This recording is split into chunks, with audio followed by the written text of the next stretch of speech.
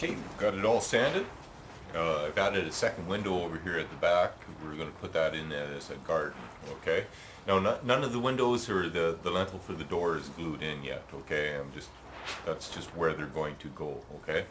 The reason being is because once you start gooping it, you don't want, plaster and stuff all over your nice little wood piece that you found. Here's another thing. When you're putting the windows in, okay, don't have them sitting in so that if you're inside there, you're looking up at the sky all the time, okay? Have it so that it'd be at the level that the Hobbit's eye is looking, out across this plane.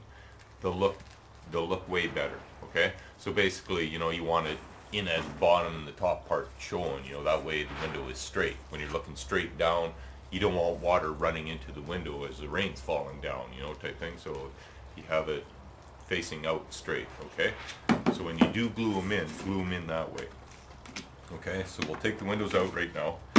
Now, I like to fill up some of these holes and stuff, just the really deep ones, with Sculptamold or my plaster of Paris cellulose type mix, okay? And I like to cover up the texture of the wood board here, the hard board, because you can see it's kind of that waffle texture, and when you just paint that, sometimes you see that through there. So I cover all that up with a very thin slurry of this, okay? So now if you don't have Sculptamold, okay, you can use plaster of Paris with some shredded tissue in it, toilet tissue, Kleenex type stuff inside there, or newspaper that you've thrashed in an old food processor. I like these yogurt, cottage cheese type containers for a lot of stuff. So anyways, I just mix up a little bit on top because it's got a nice little indentation. Fill that full of water. If you want it colored, go ahead and add some paint to the water. This stuff actually takes paint really well, so you don't have to pre-color it, okay? Takes very little mixing. And as I am advertising for them kinda in this segment, guys, send me a big box. Okay, hey, now remember this is that stuff that I spread on really thin, okay? Now from the Lord of the Rings Hobbit type size character, well boy, that would be up to their knees almost, a little bit past.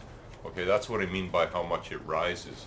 And if you couldn't find a real low density type foam, you'll notice that those will have rose about 1/2 inch to 1 inch. Really nice effect for swamps. Okay, yeah. So this is what I do is I take this stuff and I spread it along the bottom of the hill, just to taper off it a little bit, give it some sort of a weathering effect, like the hill's been there a little while. And then you try to cover up as much of this waffly type effect as you can, just spread it on nice and thin, okay? And then on tops here where you've got deep holes or crevices, pour some of this inside there. Otherwise, when you go to goop it, you'll see these big holes and you'll have to do it later and then re-goop over top of it, so do it now. Plus it gives something else for the goop and the paint to stick to, Now, I was saying, if you don't have Sculptamold, you can use window caulking type stuff, paintable silicone. Just make sure it's paintable, okay?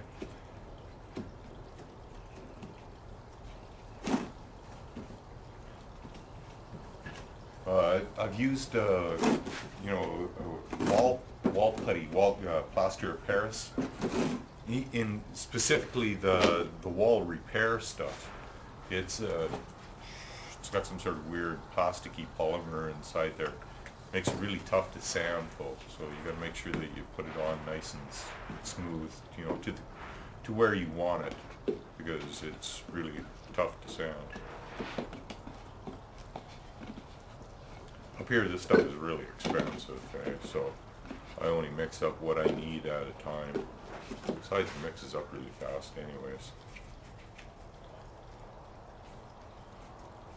And putting some in front of the door here. just to give myself a nice base, because I'm going to probably put little flakes of slate, or what do they call it? Chert. Anyways, little stones, so it'll give them a nice little stone walkway.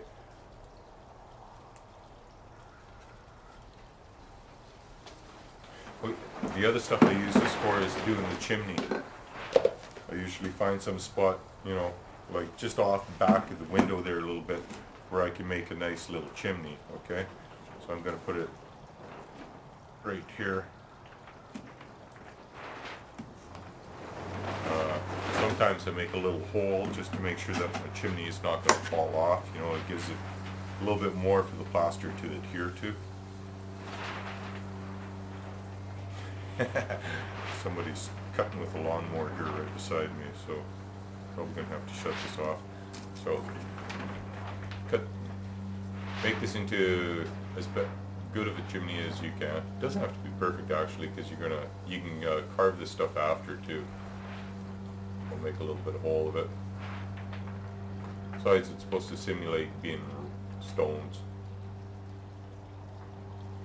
When you do put your goop coating on top of it, try not to get any on top of your on the chimney portion, okay?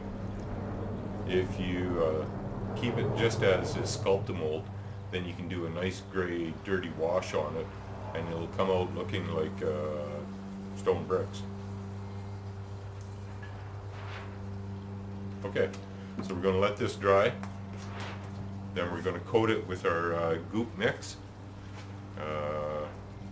I've got a segment on making goop mix. If not, the recipe's on my website. Okay. And when it's done, it'll come out similar to this, except only in our case, it'll come out with whatever color that I decide to mix in with the goop. Okay. Usually with Hobbit houses, I do it brown. Okay. All right. So, let this dry and we'll see you tomorrow.